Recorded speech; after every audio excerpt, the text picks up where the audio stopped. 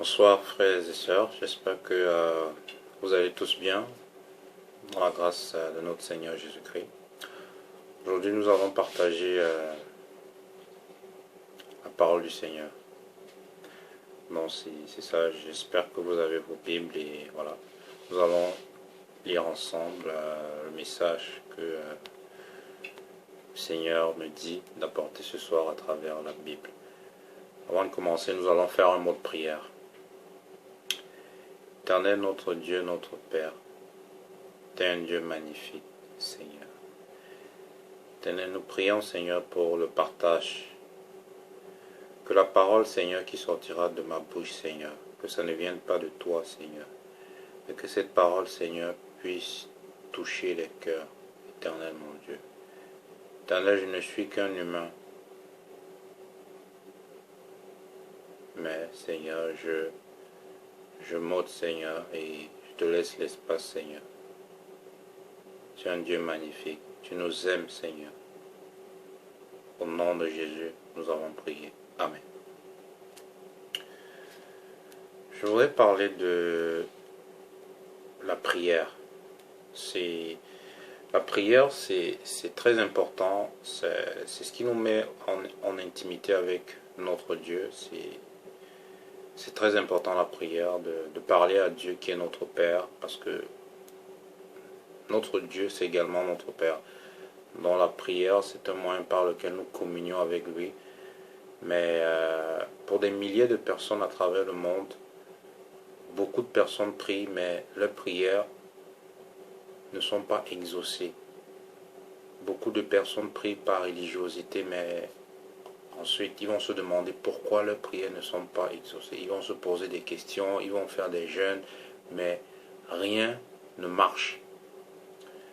Donc, à la lumière de la parole de Dieu, nous allons essayer de voir pourquoi, quand on prie, ça ne marche pas.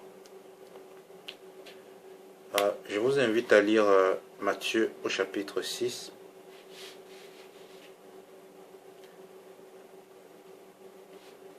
Matthieu au chapitre 6, à partir du verset 7.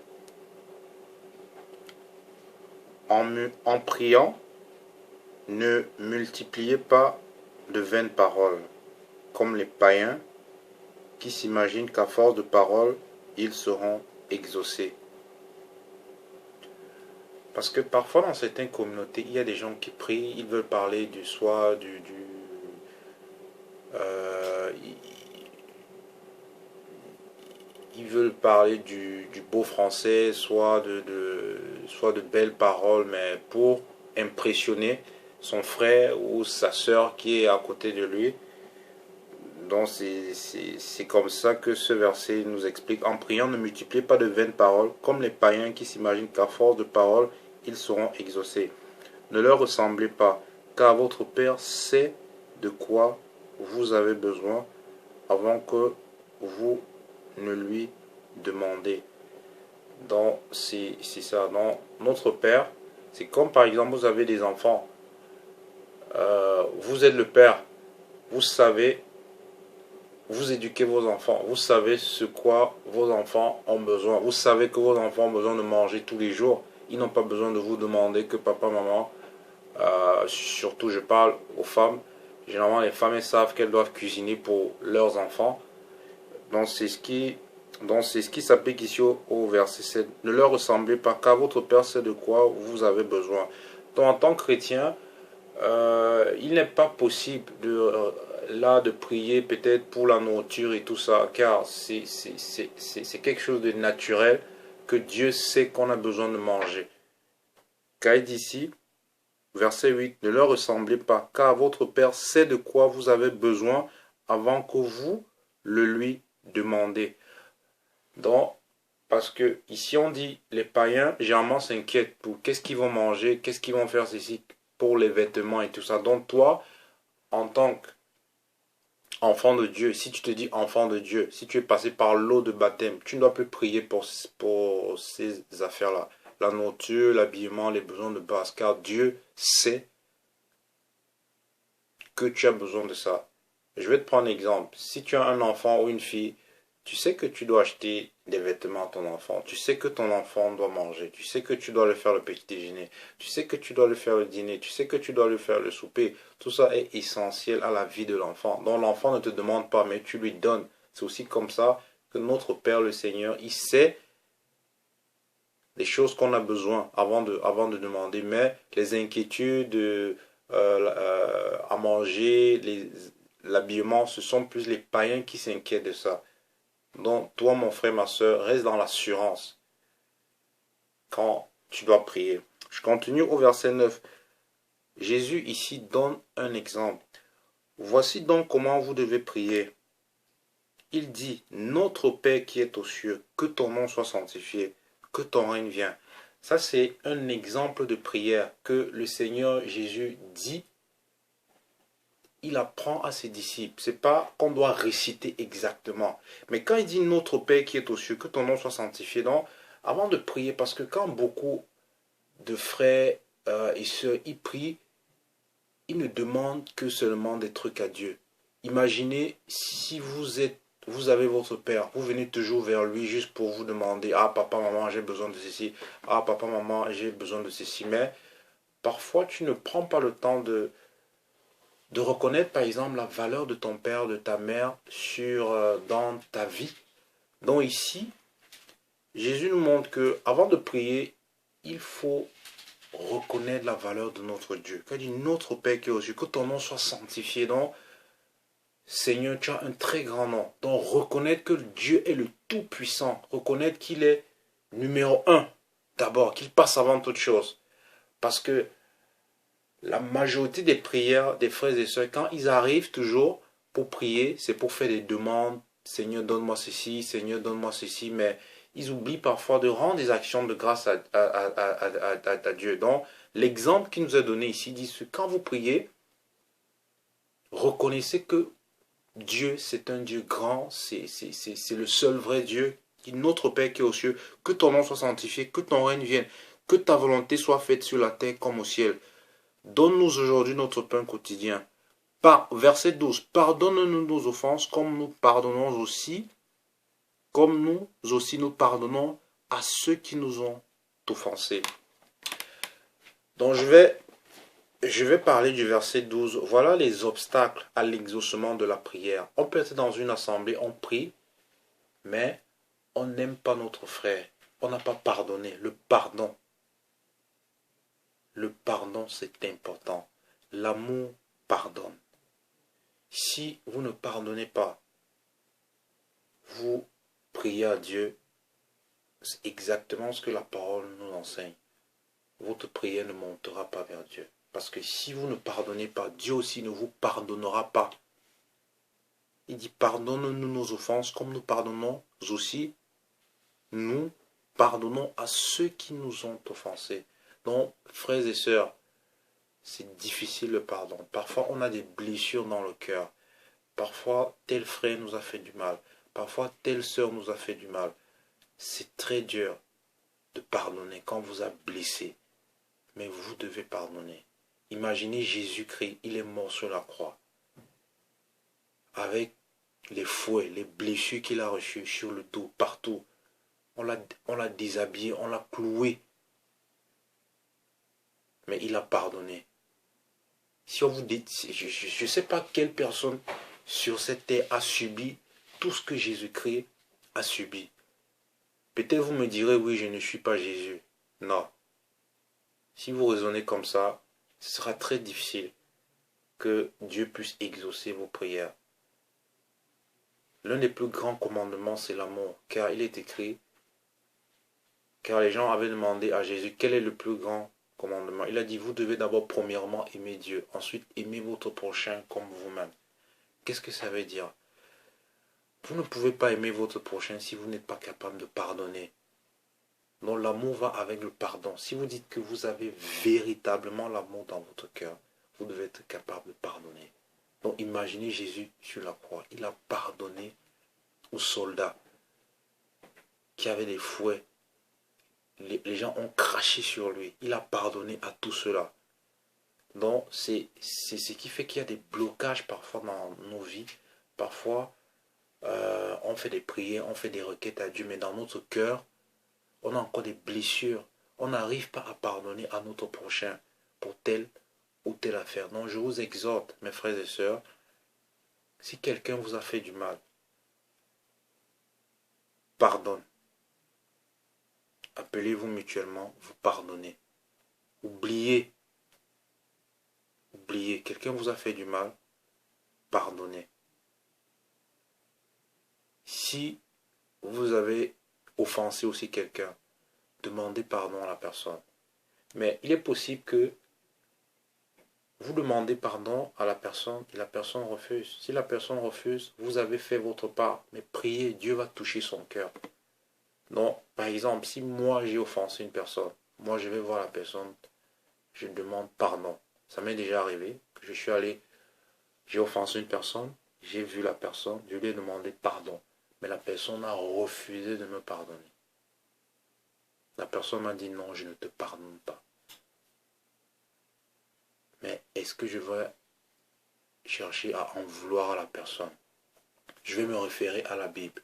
Je vais voir peut-être quel est l'état, quelle est son intimité avec Dieu de cette personne.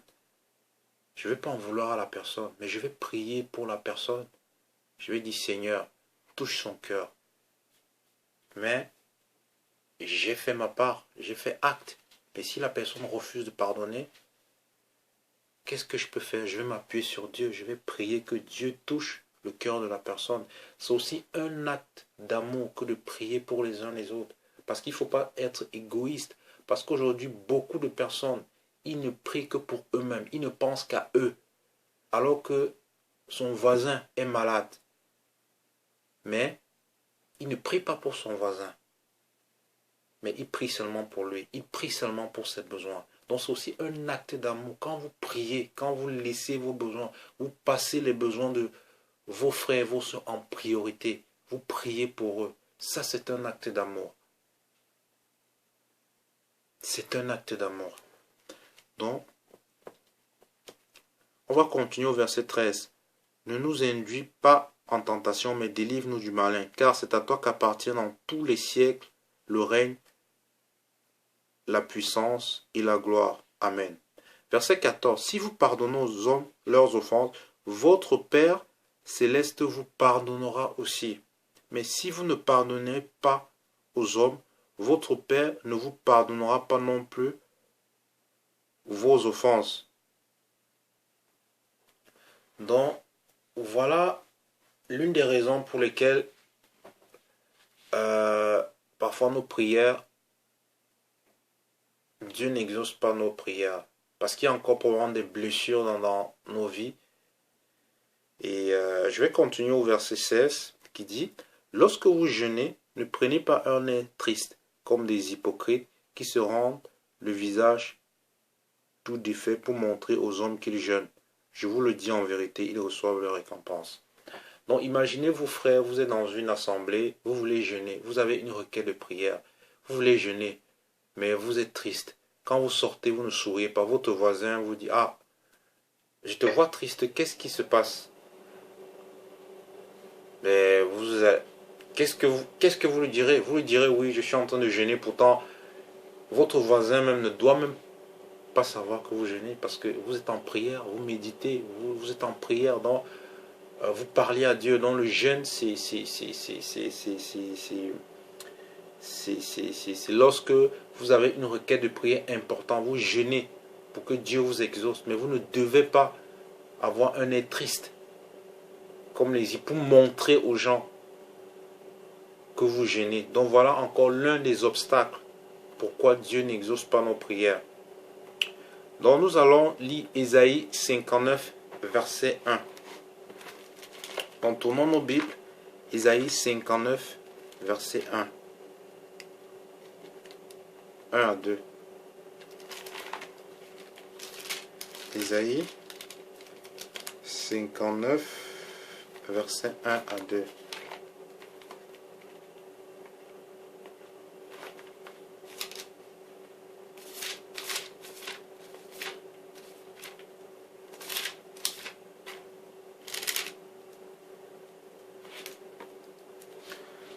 Non, la main de l'Éternel n'est pas trop courte pour sauver, ni son oreille trop dure pour entendre.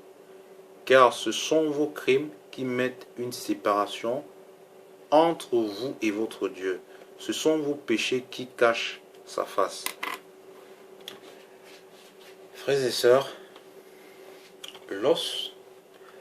lorsque vous vous baptisez, lorsque on est de nouveau, lorsqu'on vous prend, qu'on vous plonge dans l'eau, comme Jésus s'est fait baptiser par Jean-Baptiste, on vous sort de l'eau.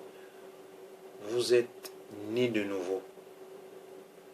Mais là, vous devez marcher conformément aux Écritures. Dans votre vie ancienne, c'est du passé. Donc, c'est une nouvelle naissance. Donc, vous ne devez plus pécher, vous ne devez plus marcher comme vous marchiez auparavant. Votre but ultime, c'est de plaire à Dieu, car c'est le péché qui nous sépare de Dieu. Vous devez avoir une transformation, que ce soit intérieure, que ce soit extérieure. Vous ne devez plus vous habiller comme les païens. Je ne veux pas juger les gens. Mais même toi, mon frère, ma soeur, toi qui me regardes, même si tu es arrivé à ce niveau, à plaire à ton Père qui est le Seigneur, ne méprise pas ton voisin. Ne méprise pas la fille, le frère qui a encore le péché dans sa vie. Car en méprisant, tu pèches. Manifeste plutôt de l'amour envers eux. Sois indulgent. Parle-leur de Jésus-Christ. Parle-leur de ce qu'il a fait pour toi. S'ils ne t'écoutent pas, prie pour eux. Sois patient avec eux. Parce que comme je disais tantôt, lorsque vous êtes né de nouveau, vous devez avoir une transformation, que ce soit intérieure. Votre façon de parler doit être différente. Vous ne devez plus parler comme les païens. Vous devez être doux. Même la façon de vous habiller, vous ne devez plus, pour les femmes, vous savez ce que je suis en train de dire. Les maquillages, les jupes sexy, les talons. Vous devez imaginer la mère de Jésus. Est-ce que la mère de Jésus portait des mini-jupes serrées? Non. Car le corps de la femme est précieux. Le corps de la femme appartient à son mari. Parce que pour les femmes, en vous habillant de la sorte, vous attisez la convoitise des hommes. Donc c'est ça. Dans Isaïe 59, on dit que ce sont nos crimes et nos péchés dont, dans la nouvelle naissance, quand vous priez, rassurez-vous qu'il n'y a pas le péché dans votre vie. Rassurez-vous qu'il n'y a pas de médisance dans votre cœur. Rassurez-vous qu'il n'y a pas la jalousie, qu'il n'y a pas l'envie. Comme je disais, vous devez avoir une transformation intérieure et extérieure.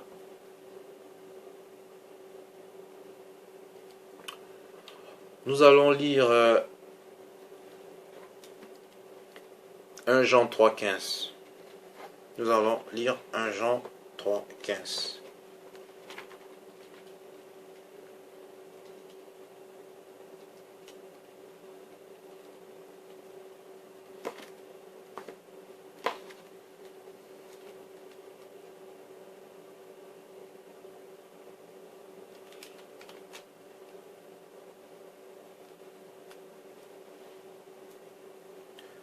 Un Jean 3,15, du verset 15 au verset 17. Quiconque est son frère. Donc ça c'est le verset pour appuyer ce que je disais tantôt. Quiconque est son frère est un meurtrier.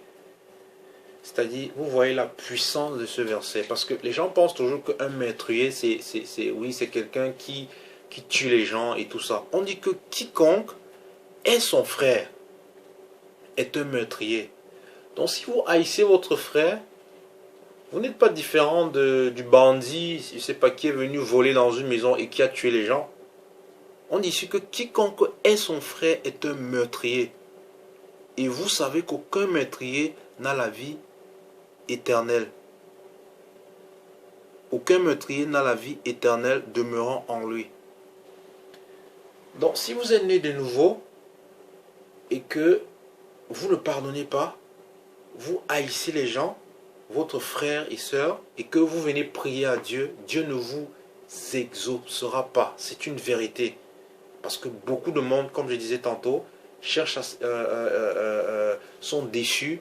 Parfois, quand ils prient, ils sont tellement déçus, Dieu n'exauce pas leur prière. Parce qu'il y a encore des situations dans leur vie qui ne sont pas réglées. Voici un exemple de ce que Jean nous dit. Jean 15. Donc si vous haïssez votre frère, vous êtes un meurtrier et vous n'avez pas droit à la vie éternelle. Verset 16. Nous avons connu l'amour en ce qu'il nous a donné la vie pour nous. Nous aussi, nous devons donner notre vie pour nos frères. Si quelqu'un possède les biens du monde et que voyant son frère dans le besoin, il lui ferme les entrailles, comment l'amour de Dieu est-il en lui? Ici, si vous êtes égoïste, vous êtes chez vous, vous avez une maison, mais vous méprisez les autres. Vous avez l'argent, mais vous voyez votre frère souffrir. Vous voyez votre frère dans le besoin. Vous attendez que votre frère vienne vers vous. Si vous le savez, vous savez que votre frère, votre soeur est dans le besoin. Et que vous attendez que votre frère vienne vers vous pour vous supplier. Il n'y a pas d'amour en vous. Faites du bien selon vos moyens lorsque vous pouvez. Parce que si vous ne faites pas, vous voyez, vous êtes en présence de quelqu'un qui a un besoin, que vous pouvez l'aider, vous ne le faites pas. L'amour de Dieu n'est pas en vous. Car quand on est de nouveau, on doit ressembler à Jésus-Christ. On doit avoir l'amour en nous. Dans 1 Corinthiens 11, verset 1, Paul dit, « Soyez mes imitateurs comme je suis imitateur de Christ. » Donc, il faut qu'on ait l'amour en nous. Donc, comme il le dit, si vous possédez quelque chose, je dis bien selon vos moyens. Si vous pouvez aider votre frère, votre soeur, faites-le selon vos moyens. N'attendez pas qu'il vous demande. C'est aussi un acte d'amour. Nous allons lire Matthieu chapitre 5, versets 22 à 26.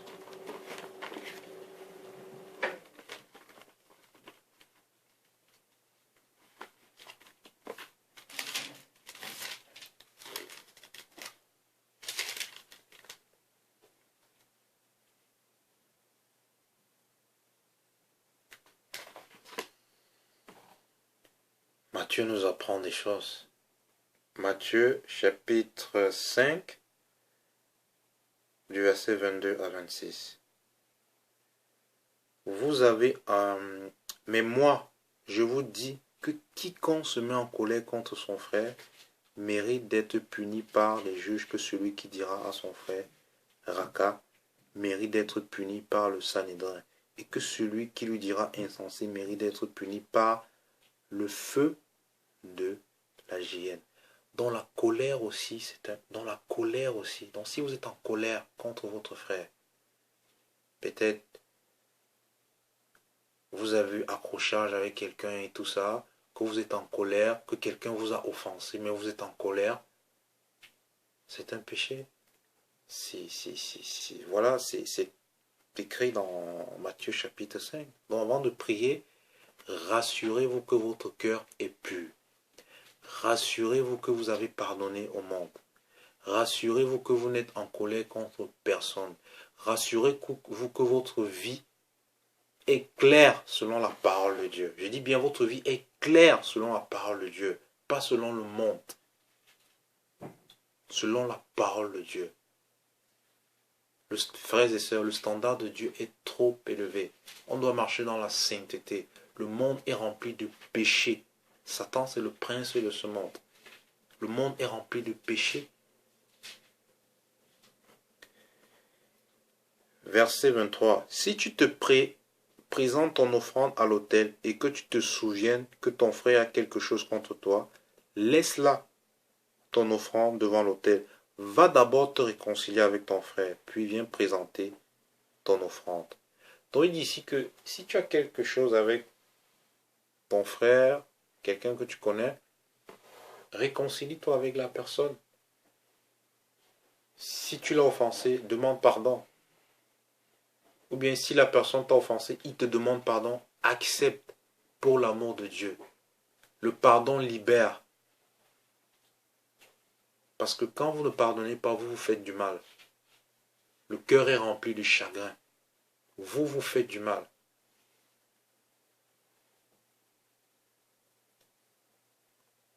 25. Accorde-toi promptement avec ton frère pendant que tu es en chemin avec lui, de peur qu'il ne te livre au juge et que le juge ne te livre à l'officier de justice et que tu ne sois mis en prison. Je te le dis en vérité, tu ne sortiras pas de là que tu n'aies payé le dernier cadran. Donc, mes frères et sœurs, si voilà les éléments que j'ai énumérés ici qui causent beaucoup de blocages dans nos vies, c'est ça. On vit aussi dans un monde où il est difficile d'être honnête, où 80% des gens mentent pour avoir un service. Et c'est même aussi dans le milieu chrétien. Donc, si votre vie est remplie de mensonges, vous avez accepté le Seigneur Jésus. Et c'est possible que vous avez accepté le Seigneur Jésus, mais votre vie n'est pas conforme à la parole de Dieu. Si votre vie n'est pas conforme à la parole de Dieu, vous allez prier, mais vos prières ne seront pas exaucées. Je sais que c'est dur, parce qu'on vit dans un monde où il faut être malhonnête pour réussir. Il faut mentir pour avoir des services. Mais à quoi vous servirait de gagner tout le monde que de perdre votre âme? Vous devez d'abord chercher à plaire à votre Père Céleste. Vous devez chercher à plaire à Dieu uniquement. Parce que beaucoup de chrétiens veulent plaire à leurs amis. Beaucoup de chrétiens veulent plaire à leurs pasteurs. Beaucoup de chrétiens veulent plaire à leurs anciens. Prenez la parole de Dieu. Cherchez à savoir qu'est-ce que la parole de Dieu me demande. Comment je dois me comporter vis-à-vis de mon Seigneur. Ce n'est pas le pasteur qui vous sauve, mais c'est Jésus qui vous sauve. Ce n'est pas votre frère qui vous sauve. Le salut est personnel. Donc votre vie doit être conforme avec la parole de Dieu. Ça pourrait arriver que vous êtes dans l'égarement même sans le savoir. Vous pouvez être frère, vous êtes chez vous, mais vous faites des trucs qui ne sont pas conformes avec la parole de Dieu. Vous célébrez encore des fêtes mondaines. Vous êtes dans l'égarement. Et si vous priez, votre prière ne sera pas exaucée. Mais Dieu est un Dieu souverain. Nous avons vu dans Genèse comment Dieu n'a pas hésité à détruire Sodome et Gomorrhe. L'autre, ses deux filles, même sa femme, n'a pas pu être épargnée. Donc cherchez à plaire à Dieu. Ne cherchez pas à plaire à la majorité. C'est ce qui se passe aujourd'hui. On est dans un monde où on peut venir dans une ville, on compte le nombre de personnes du bout des doigts qui marchent véritablement selon la parole de Dieu. On peut compter du bout des doigts. Aujourd'hui, on est dans un monde où on fait des choses parce que tout le monde le fait. On fait des choses parce que, mon assemblée le fait. On fait des choses parce que, tout le monde le fait. Non, c'est pas correct. On doit plaire d'abord à Dieu. Même si vous êtes le seul dans une ville. Je dis bien le seul. Je ne dis pas de ne pas vous isoler des gens, non. Ayons l'amour dans notre cœur. Soyons patients. Donc quand on prie, on ne doit pas avoir un sentiment d'hypocrisie. Faire comme si on est déjà arrivé. Parce que ça peut arriver que dans notre vie, on était pécheur avant. On a atteint un certain niveau qui fait qu'on plaire à Dieu. Peut-être on ne s'habille plus comme les païens, on ne parle plus comme les païens. Mais on ne doit pas regarder l'autre personne, dire que je vais plus te parler, je vais pas sourire avec toi parce que tu n'as pas atteint la dimension que j'ai avec Dieu. Non, on doit être patient, même avec les païens. On doit leur montrer l'amour. Parce que même à travers notre comportement, ils peuvent être sauvés.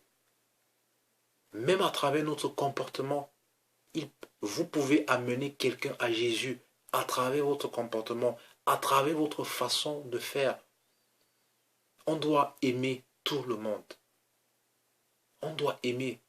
Donc si vous êtes enfant de Dieu, quelqu'un qui n'est pas encore enfant de Dieu, qui est en train de travailler sur sa vie pour obtenir le salut, vous devez l'aimer. Si possible, vous devez le coacher. Vous devez le coacher. Vous ne devez pas le mépriser. Vous ne devez pas prier. Vous dire, ah, mon Dieu, je ne suis pas comme celui-là ou bien cette fille qui met des mini-jupes. Je ne suis pas comme cette fille qui met le rouge à lèvres. Non, vous ne devez pas faire ça. Vous devez aussi les aimer comme Dieu nous aime. Vous devez leur montrer l'amour. Parce qu'à travers vous, ils peuvent voir Christ en vous. Donc voilà les éléments, ce que je voulais partager avec vous ce soir. Les éléments qui montrent que les prières ne sont pas exaucées. Donc je vous souhaite une très bonne écoute. Et nous allons prier pour dire merci au Seigneur pour ce message. Éternel notre Dieu, toi le Dieu souverain éternel, nous te prions Seigneur. Je prie Seigneur pour tous ceux qui écouteront ce message Seigneur. Éternel, je ne me suis pas appuyé sur ma sagesse Seigneur, mais c'est toi Seigneur qui as parlé à travers ta parole éternel mon Dieu. Que cette parole Seigneur puisse toucher les cœurs où les gens se trouvent éternel mon Dieu. Éternel, merci Seigneur pour ta parole. Tu es un Dieu merveilleux Seigneur. Tu es un Dieu plein d'amour Seigneur. Tu nous enseignes ce soir la prière. Comment prier Seigneur. Comment nos prières doivent être exaucées. Au nom puissant de Jésus, nous avons prié. Amen. Mon frères et sœurs, portez-vous bien et lisez vos Bibles. Lisez la parole de Dieu tous les jours de votre vie. Cherchez à plaire à Dieu. Cherchez à faire la volonté de notre Dieu. Vous avez une question, fouillez la Bible. Ne suivez pas les hommes. Regardez ce que Dieu attend de vous. Portez-vous bien. Bon courage. Bye bye.